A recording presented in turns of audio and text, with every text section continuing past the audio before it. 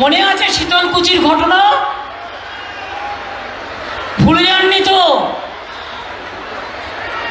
4টি ছেলেকে বিএসএফ গুলি করে মেরে দিয়েছিল। আর কুচবিহারে ওদের অত্যাচারে আমি ডিএমএসপি এবং সিএসকে বলবো, যখন তখন যাকে তাকে গুলি করে মেরে দেয়, যেন জমিদারি পেয়ে গেছে। সীমান্ত সুরক্ষার দায়িত্বে থাকা বিএসএফ বর্ডার এলাকার মানুষের মধ্যে বিশেষ ধরনের এক আইডেন্টিটি কার্ড বিলি করছে বলে সোমবার কোচবিহারের সরকারি সভা থেকে অভিযোগ করলেন মুখ্যমন্ত্রী মমতা বন্দ্যোপাধ্যায়। একই সঙ্গে এলাকার মানুষকে এ বিষয়ে সতর্ক করে মুখ্যমন্ত্রীর পরামর্শ, বিএসএফ আইডেন্টিটি কার্ড দিতে এলে নেবেন না, ওই কার্ড নিলে আপনি এনআরসির কোপে পড়ে যেতে পারেন। মনে রাখবেন, বিএসএফ বর্ডার এরিয়ার ভেতরে ঢুকে আলাদা করে আইডেন্টিটি কার্ড দিতে চাইছে, নেবেন না। বলবেন আমার আধার কার্ড আছে, আমার রেশন কার্ড আছে, আমি তোমার 2 নম্বরই কার্ড নেব না। ওই কার্ড যদি নেন এনআরসিতে পড়ে যাবেন, আপনাদের সব বাদ দিয়ে দেবে। এদিন সিএ প্রসঙ্গ টেনে মুখ্যমন্ত্রী মনে করিয়ে দিয়েছেন, কিসের সিএ? নাগরিক না হলে এতদিন কি ভোট দিতে পারতেন? এনআরসি নিয়ে লড়াই করেছে কে? এনআরসি হবে না লড়াই করেছে কারা?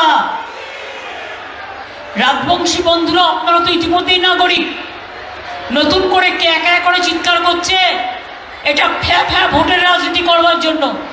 আপনারা সবাই নাগরিক, আপনাদের সবাইকে নাগরিক হিসাবে আমরা স্বীকৃতি দিয়েছি। তো নাগরিক না হলে থোড়াই পেত? বলুন আপনারা আমাকে, পেত? নাগরিক না হলে তারা ভোট দিতে পারতো? ভোটের মুখে কোথাও কেন্দ্র বাহিনী, কোথাও বা এজেন্সিকে গ্রামে গঞ্জে পাঠিয়ে মানুষকে ভীত সন্ত্রস্ত করার চেষ্টা হচ্ছে বলে কোচবিহারের সভা থেকে অভিযোগ তোলেন মুখ্যমন্ত্রী মমতা বন্দ্যোপাধ্যায়।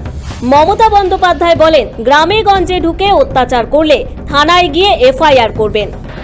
যখন তখন যাকে তাকে গুলি করে মেরে দেয়, যেন জমিদারি পেয়ে গেছে।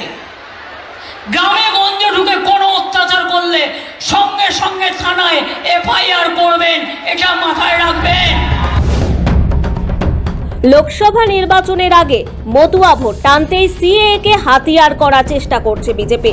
সোমবার কোচবিহারের সরকারি অনুষ্ঠান থেকে এমনই দাবি করলেন মমতা বন্দ্যোপাধ্যায়।